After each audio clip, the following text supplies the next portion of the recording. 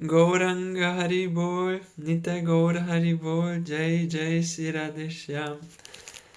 Today I want to read from Bhagavad Gita some verses, and I thought why not just make a video of it, because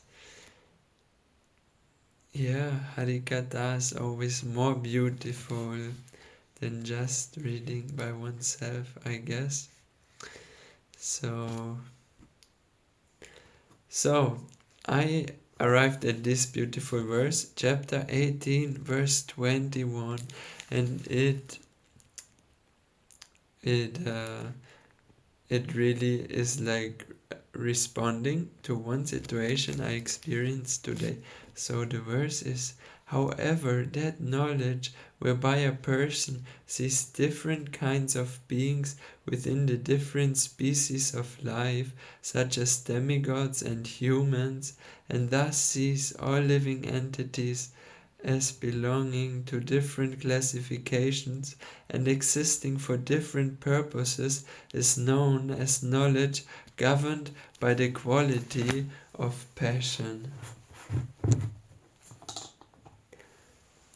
So, what we hear in this verse is that if we see differences in different living entities and purposes that they fulfill, then this is because of the mode of passion.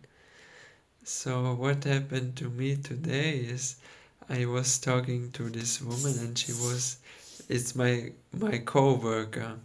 So she was telling me about that our environment is so important to us, and we destroy it, and the lobbyists, they destroy it so much. So there's it looks very bad in the future. She was saying like this. So we will have a lot of problems. We will face big challenges and problems, like less water and so on. And then she was talking about animals and how they are useful actually. Actually, she doesn't support that animals are slaughtered, but she is flexitarian. She said sometimes she eats meat, but normally she eats vegan and vegetarian. So, but she said, animals in some countries, they are good for being eaten. So, because in some countries you cannot grow vegetables and fruits, vegetables or corn. So, for example, Scandinavia, she was saying, she was visiting it, they can't grow, so they eat only meat there.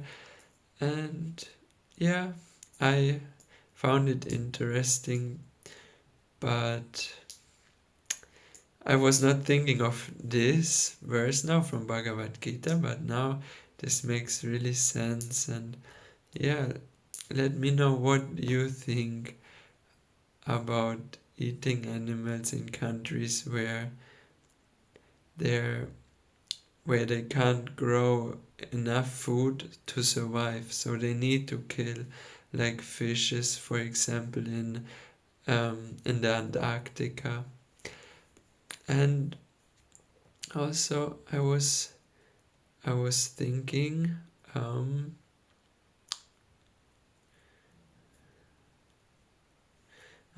anyway, let's go to the next verse.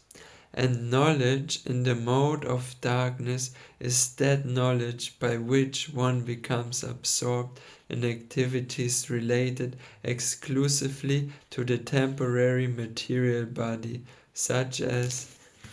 Oh, sorry, I need to get out my tea from the hot water. It's already too long inside.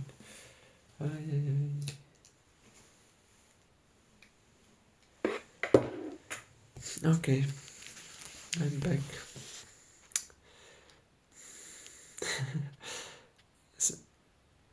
So this knowledge is only related to the material body, to the temporal material body, only related to a knowledge in the mode of darkness is that knowledge by which one becomes absorbed in activities related exclusively to the temporary material body, such as bathing and eating, considering such activities to be the ultimate perfection. That knowledge is irrational, devoid of any understanding of spiritual reality, and meager like that of the animals. Wow, very deep.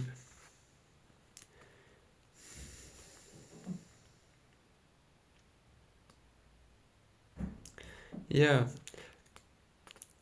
that's a problem in our society and also in myself, I guess. The mind always is always seeking for these small pleasures and excitement, which is so irrelevant actually. So my Gurudev, he says, Chaitanya Mahaprabhu. No, actually this I read in Chaitanya Bhagavad. Srila Bhaktisiddhanta Saraswati says, Chaitanya Mahaprabhu is so pleased if we use proper renunciation. And actually proper renunciation is the only thing in our spiritual life that can save us. If we become lag in our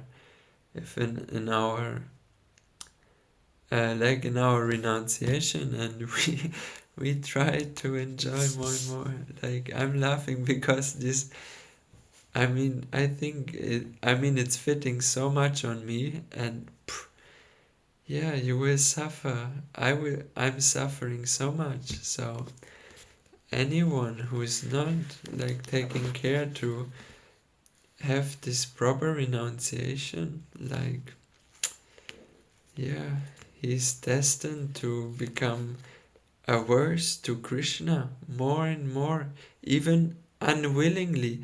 Maybe he thinks, no, not like, okay, I will go and enjoy now a little bit, but I will not become more averse to Krishna. Most of the people will think like that, like me also, but actually, yes, automatically we become more averse. So easy. But that's the process, I guess. So yeah, I will finish here. Radhe Shyam. Srimad Bhagavad Gita ki jai.